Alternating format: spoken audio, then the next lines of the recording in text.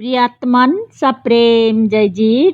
आदि मुनीश्वर जोगेश्वर परम पूज्य सत्य सम्राट सदगुरुदेव सिमनी जी का वचनामृत से एक बूंद। कुछ लोग यह भी कहते हैं कि इच्छा कुछ नहीं है, सजीव का घाव आप से आप भर जाता है।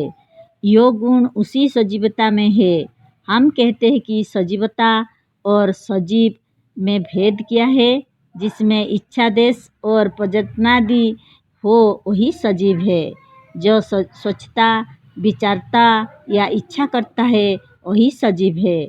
लोग कहते हैं कि सजीव शरीर में दो पदार्थ है, एक पंचतत्व का बना शरीर और दूसरा आत्मा, जो सोचती विचारती व इच्छा करती है। मरने पर क्या नहीं रह जाता, वही इच्छा करने वाला नहीं रह जाता। सजीवता जीवन या इच्छा में कुछ भेद नहीं है। जो सजीवता है वही इच्छा है। और तो जो लोग कहते हैं कि सजीवता ऐसा करती है, वे भी इस सिद्धांत से अलग नहीं जाते। बात यह है कि जो हम कहते हैं काल्पनिक ईश्वर भी घाव को अच्छा नहीं करता, क्योंकि लोग उसे सर्वव्यापक मानने के कारण मुर्दे में मानेंगे, और मुर्दे का घाव ईश्वर के होते हुए भी अच्छा नहीं होता। सजीवता या इच्छा में परिवर्तन करने की बड़ी शक्ति है। इच्छा में परिवर्तन होते ही शरीर में भी परिवर्तन होने लगता है। देखते देखते शरीर लाल हो जाता, भयंकर हो जाता और कभी सौम्य हो जाता है। क्षण मात्र में यह उदास हो जाता और कभी क्षण मात्र में ही प्रसन्न हो जाता है।